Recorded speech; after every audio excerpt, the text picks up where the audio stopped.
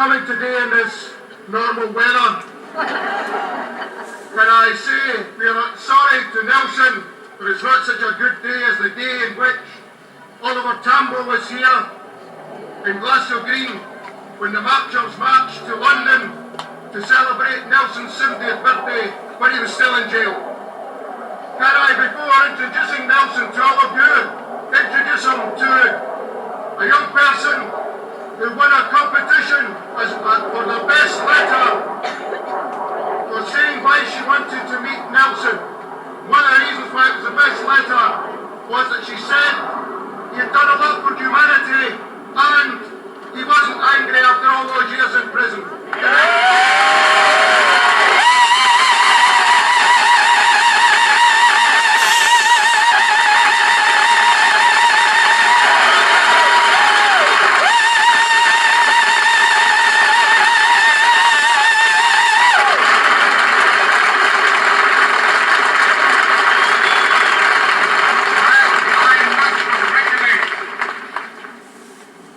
The young lady, we want young people like herself, because the statement that no cause can fail if it is supported by the youth is something to which she has responded. And I congratulate her from the bottom of my heart for her achievement.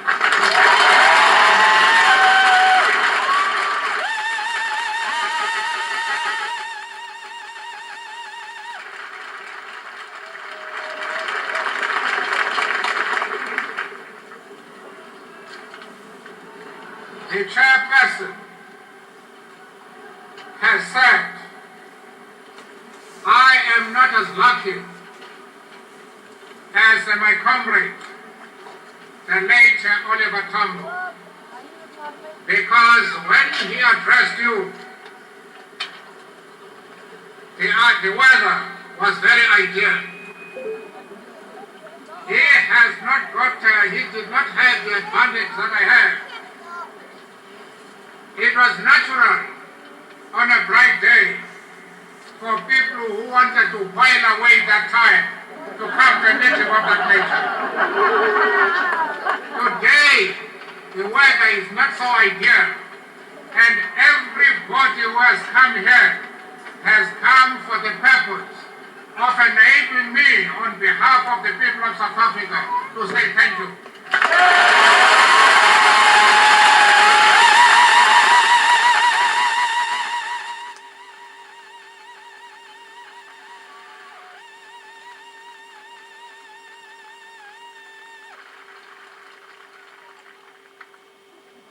Citizens of Glasgow, we are here today to say thank you, for it was your city which refused to forget our plight when I was incarcerated on Robben Island with others in the leadership of the African National Congress. 12 years ago, in 1981, you bestowed upon me the freedom of your great city, Glasgow. It was a tremendous honor for me personally. It was also of great symbolic significance, for you were granting me the freedom of your city when the apartheid regime was imprisoning us, and indeed all our people in the land of our birth. But above all, it was an act of commitment. You, the people of Glasgow, pledged that you would not relax until I was free to receive this honor in person.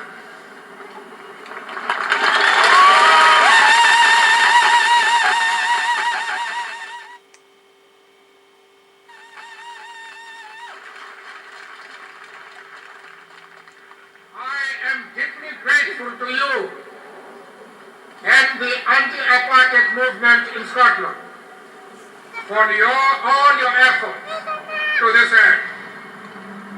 Indeed, it was from this square that on the occasion of my 70th birthday, the Nelson Mandela marchers set out for London in June 1988 to demand my release and that all South African political prisoners should be free.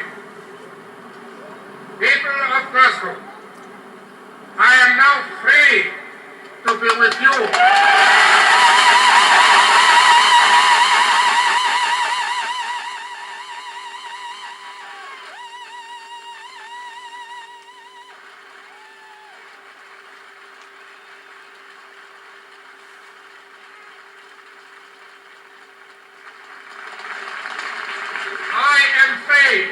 And that is why I'm here today to say thank you.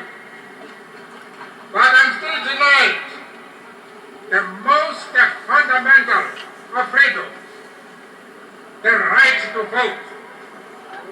Nor are our people free from apartheid, free from poverty, free from homelessness, or free from unemployment and exploitation. Therefore, I am also here to urge you to make a new pledge. I want you to pledge that you will not relax your efforts until all our people have their freedom.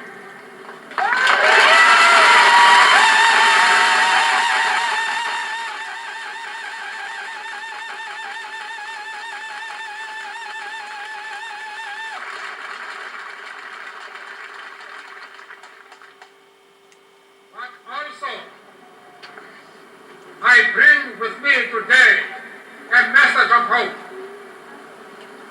We have made a great progress towards our goal of one person, one vote election.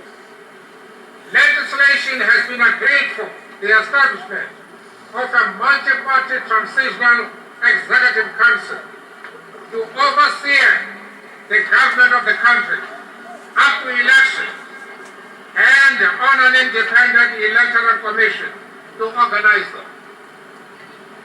27th of April 1994 has been set for South Africa's first ever non-racial election.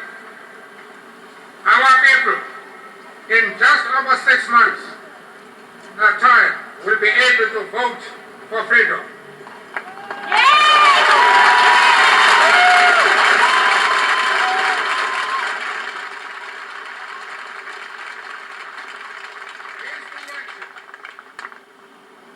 This election will above all be a choice between the ANC and its vision of a new democratic South Africa and those who still cling to the old apartheid order. But as you are aware, there are various forces within South Africa which refuse to accept the inevitability of a democratic future for our country. They do not enjoy popular support, but derive their strength from the fear, insecurity, and destabilization which they seek to impose through the brutal terrorism of unknown killers who have a total disregard for the value of human life. There are also other forces which, because of their narrow, selfish, and sectarian interests, are resisting genuine change and are creating obstacles to a smooth transition to democracy. This is why we still need your support and solidarity. The international community must insist that this election takes place as agreed and that they are free and fair.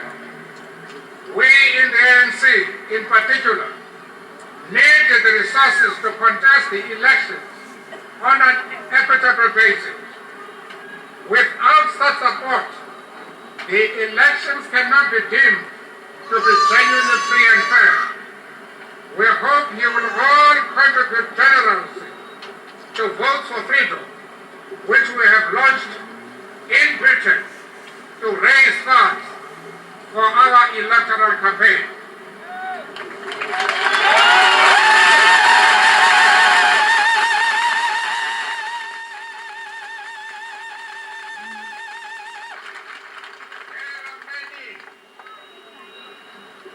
People in our country, in the international community generally, and here in the city of Glasgow, who are concerned about the wave of violence which is bleeding our country, about those who are spoilers, who wanted to stop the democratic process from coming to power in our country. It is a source of concern that people should be ganging up in order to prevent the installation of democracy in our country. But I want to say to you that the African National Congress started this process. We literally coerced everybody to sit down and talk peace with us. And the advances that have been made by all of us in South Africa, but on the initiative of the African National Congress. We have persuaded with patience, diligence, and commitment all South Africans to come and join us, build the South Africa of our dreams. We will continue to do so. We will persuade even those who have just formed what is the so-called Freedom Alliance. We will persuade them to join us. We hope that amongst them there are men and women who take the interests of South Africa at heart, who regards the interests of the masses of the people above their selfish interests. But let everybody be clear. Let everybody be clear that if they do not want to contribute towards the building of a democratic South Africa, where people will have a government of their own choice, where for the first time in the history of over 3 centuries, people will be able to live in peace, in dignity. Let them know that the African National Congress, even if it is all alone, is going to bring about that democratic South Africa.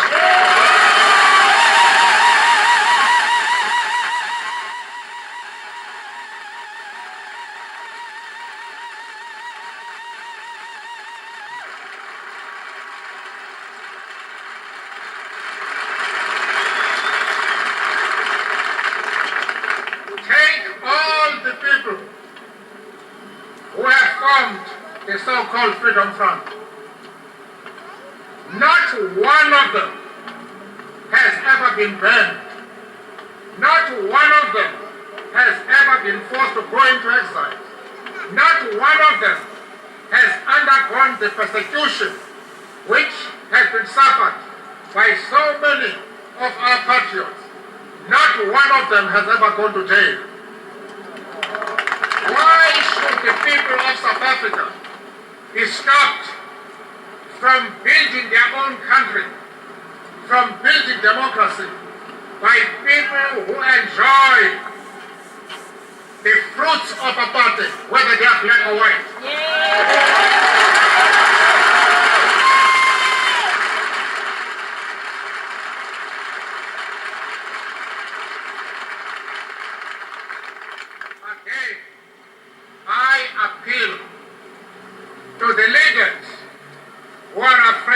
democracy.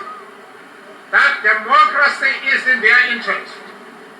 That violence and playing the role of spoilers is not in the interest either of the country or of themselves. What is in the interest of everybody in our country and throughout the world is the installation of democracy, of democratic values throughout the world, and in South Africa in particular. As far as you are concerned, let me repeat what I have said elsewhere in the course of my trip. All of us, when the day comes for our remains to be put, for our remains to rest, we have one dream, one ambition, that those who remain behind should be able to say, here lies a person who during his lifetime did his duty to his people, to his country.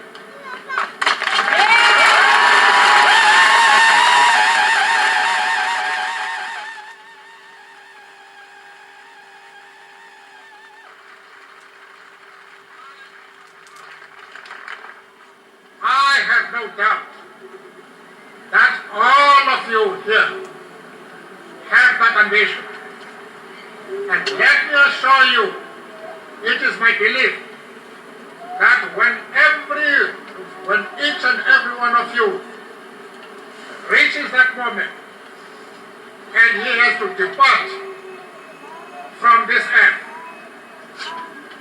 we will say, here lies the man or woman who has done his or her duty to his people and to his country and to humanity as a whole.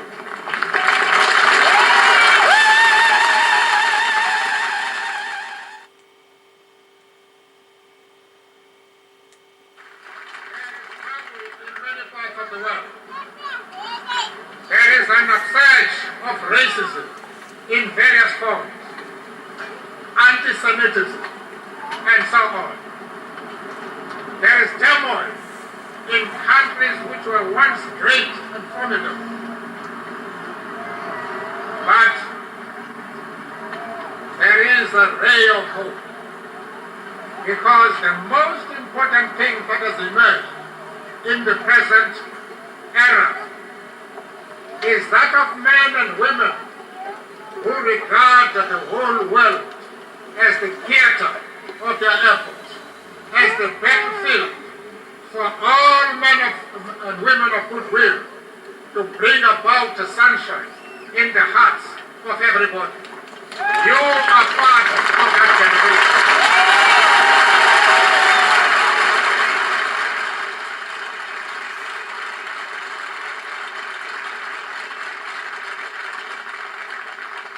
I am here today because the people of Glasgow, who are 6,000 miles away from my country, who have never met me, who have never set foot in our country, regard that the battle for human rights in South Africa as their primary concern. Yes. And you have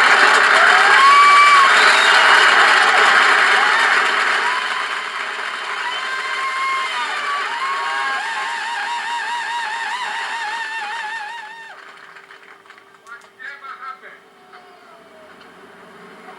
I will lie in my everlasting resting place with a smile in my face, because I know I am part of those women and men who have done their duty to humanity.